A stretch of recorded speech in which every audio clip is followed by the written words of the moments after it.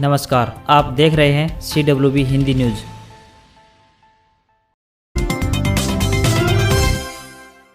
प्राणवायु देवता पेंशन योजना यानी लाइफ एयर गॉड पेंशन योजना के नाम पर 75 साल से अधिक उम्र के पेड़ के रखरखाव के लिए हर साल 2500 रुपए पेंशन के रूप में राशि मिलेगी। वन विभाग ने काफी दिन पहले ऐसे 75 साल से ज्यादा उम्र के पेड़ों की एक रिपोर्ट तैयार करने के लिए निचले अधिकारियों को निर्देश जारी किए थे। अभी तैयार की जा रही रिपोर्ट अंतिम चरण में है। यदि किसी को लगता है कि उसके पास ऐसा पेड़ है जिसकी उम्र 75 साल से अधिक है तो वह वन विभाग के पास आवेदन करे। बाद में फॉरेस्ट टीम उसकी उम्र का आकलन करेगी। यदि पेड़ की उम्र मापदंड पर खरी उतरती है तो उसकी प्राणवायु देवता पेंशन योजना आरंभ कर दी जाएगी।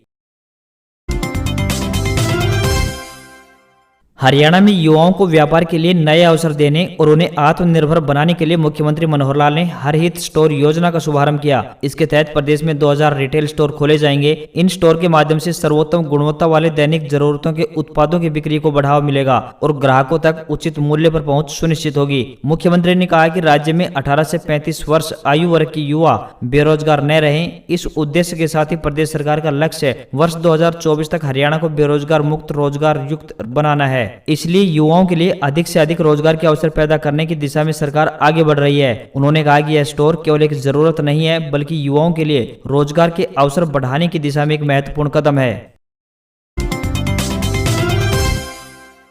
हरियाणा के मुख्यमंत्री मनोहर लाल ने कर्मचारियों को सरकारी आवास आवंटन की प्रक्रिया को और पारदर्शी बनाने के लिए awas.haryana.pwd.gov.in पोर्टल लॉन्च किया। मुख्यमंत्री ने कहा कि कर्मचारियों को बिना किसी सिफारिश के उनकी वरिष्ठता के आधार पर सरकारी आवास मिलना चाहिए। आवंटन प्रक्रिया में पूरी तरह से पारदर्शिता होना बेहद आवश्यक है। उन्होंने कहा कि ऐसी व्यवस्था बनाई गई है जिससे कर्मचारियों को ऑनलाइन आवेदन करने के बाद नियत समय के अंदर ग्रेड अनुसार एवं वरिष्ठता अनुसार आवास अलॉट होंगे। पोर्टल पर आवंटन के लिए उपलब्ध सरकारी मकानों का रिकॉर्ड उपलब्ध होगा जिसके आधार पर कर्मचारी आवेदन कर सकेंगे।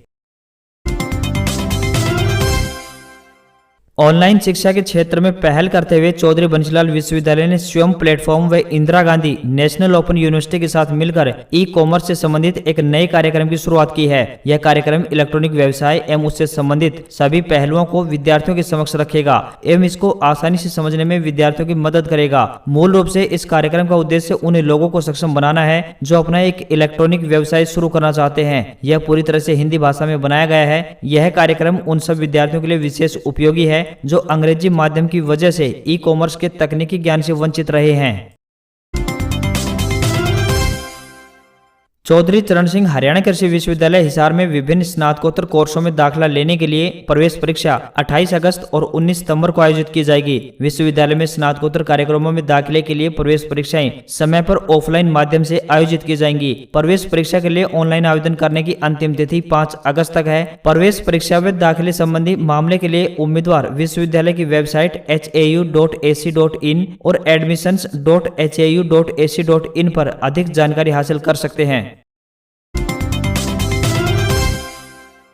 जींद के डीसी डॉक्टर आदित्य दहिया ने बताया कि सूक्ष्म सिंचाई प्रणाली से किसान कम पानी में फसलों का उत्पादन कर सकते हैं। इससे पानी की बचत के साथ साथ फसलों की सिंचाई पर होने वाले खर्च को भी कम किया जा सकता है। इस योजना के लाभ किसान व्यक्तिगत या फिर कम से कम 4 किसानों के समूह के रूप में ले सकते हैं। व्यक्तिगत रूप में किसानों को वाटर टैंक के निर्माण पर 70%, सोलर पंप पर 75% तथा मिनी स्प्रिंकलर ड्रिल व 85% सब्सिडी दी जाएगी। इसी प्रकार किसानों के समूह को वाटर टैंक के निर्माण पर 85%, सोलर पंप पर 75% तथा मिनी स्प्रिंकलर ड्रिल पर 85% सब्सिडी दी जाएगी।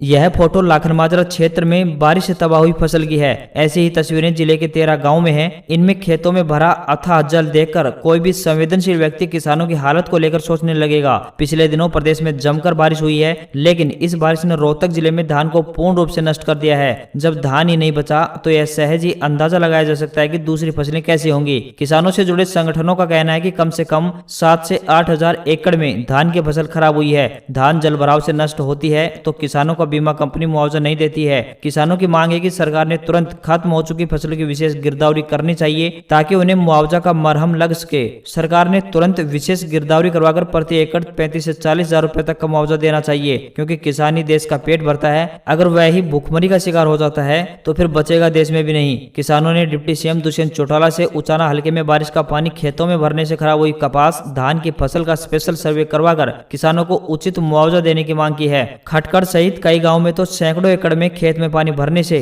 तालाब जैसे खेत लगने लगे हैं। जरूरतमंद लोगों को 10 रुपए में भरपेट भोजन करवाने के लिए रोटरी क्लब की ओर से नारनौल के महावीर चौक पर लगाई जा रही रोटरी रसोई, जो कि कोरोना काल के चलते पिछले करीब 2 महीने से बंद की हुई थी, उस रोटरी रसोई को रविवार से एक बार फिर से प्रारंभ किया गया है ताकि रोटरी रसोई पर भोजन करने वाले सैकड़ों जरूरतमंद लोगों को एक बार फिर से सेवा प्रदान की जा सके। रसोई पर मात्र 10 रुपए में जरूरतमंद लोगों को भरपेट भोजन करवाने के पीछे रसोई का मकसद जरूरतमंद लोगों का पेट भरना है ताकि इस महंगाई के जमाने में भोजन के लिए उन्हें परेशान न होना पड़े। अब आगे प्रतिदिन रोटरी रसोई की सेवाएं उपलब्ध रहेंगी।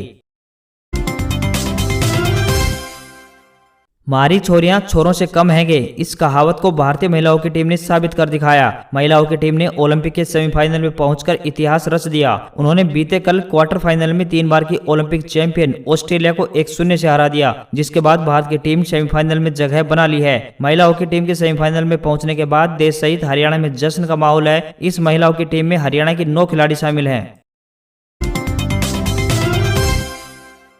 दिल्ली के छत्रसाल स्टेडियम में पहलवान सागर धनखड़ हत्याकांड में दिल्ली पुलिस ने 3 महीने की छानबीन के बाद चार्जशीट दाखिल कर दी है। दिल्ली पुलिस की तरफ से 170 पेज की चार्जशीट दाखिल की गई है, जिसमें ओलंपियन सुशील कुमार को मुख्य आरोपी बनाया गया है। इस मामले में सुशील कुमार सहित कुल 20 आरोपी शामिल हैं, जिनमें से अब तक दिल्ली पुलिस की क्राइम ब्रांच स्पेशल सेल ने कुल 15 आरोपियों को गिरफ्तार कर चुकी है। ये 15 गिरफ्तारी दिल्ली एनसीआर हरियाणा से हुई है। इस मामले में 5 आरोपी अभी भी फरार हैं, जिनमें 3 इनामी बदमाश हैं। सागर हत्याकांड मामले में इनामी बदमाश प्रवीण उर्फ चोटी आसोदा गांव, जोगिंदर काला आसोदा गांव और राहुल मोस्ट वांटेड हैं। आपको बता दें कि 4 से 5 मई के दरमियानी रात को दिल्ली के छत्रसाल स्टेडियम में पहलवान सागर धनखड़ की बेरहमी से हुई हत्या को लेकर दिल्ली पुलिस ने सोमवार को 170 पेज की चार्जशीट दाखिल की थी। इस केस में सुशील कुमार को मुख्य आरोपी माना गया है। हाल ही में दिल्ली पुलिस के स्पेशल सेल ने जिस काला जेठेड़ी को गिरफ्तार किया था, उससे क्राइम ब्रांच जल्द ही पूछताछ करेगी। राजस्थान लोक सेवा आयोग यानी आरपीएससी ने राजस्थान राज्य एवं अधीनस्थ सेवाएं संयुक्त आरएएस प्रतियोगी परीक्षा 2021 के ऑनलाइन आवेदन की डेट घोषित कर दी है। पहले 28 जुलाई से आवेदन होने थे। 27 जुलाई को आयोग ने आवेदन प्रक्रिया स्थगित करने की घोषणा कर दी थी। अब 4 अगस्त से लेकर 2 सितंबर तक आवेदन होंगे। इसका आदेश सोमवार को जारी कर दिया गया है। 988 पदों पर भर्ती के लिए यह प्रक्रिया शुरू होनी है। तकनीकी कारणों से इस प्रक्रिया को स्थगित कर दिया गया था। नई तिथि की घोषणा कर दी गई है। देश में कोरोना की दूसरी लहर की सटीक भविष्यवाणी करने वाले विशेषज्ञों ने थर्ड वेव यानी तीसरी लहर की भविष्यवाणी कर दी है। रिसर्च में कहा गया है कि इसी महीने यानी अगस्त के दूसरे या तीसरे हफ्ते के बीच ही कोरोना के मरीजों की संख्या बढ़नी शुरू हो जाएगी। विशेषज्ञों के मुताबिक यह तीसरी लहर की शुरुआत होगी, जो इसी साल अक्टूबर में रोजाना 1 से 1.5 लाख नए मरीजों तक पहुंच जाएगी। इसी दौरान थर्ड वेव पीक पर होगा। ब्लूमबर्ग की रिपोर्ट के मुताबिक कोरोना को लेकर यह ताजा भविष्यवाणी एक्सपर्ट ने मैथमेटिकल मॉडल पर की है। रिसर्च में IIT हैदराबाद और कानपुर के मुथुकुमल्ली विद्यासागर और मनिंद्र अग्रवाल शामिल थे। बता दें कि दूसरी लहर को लेकर दोनों विशेषज्ञों का अंदेशा सटीक बैठा था।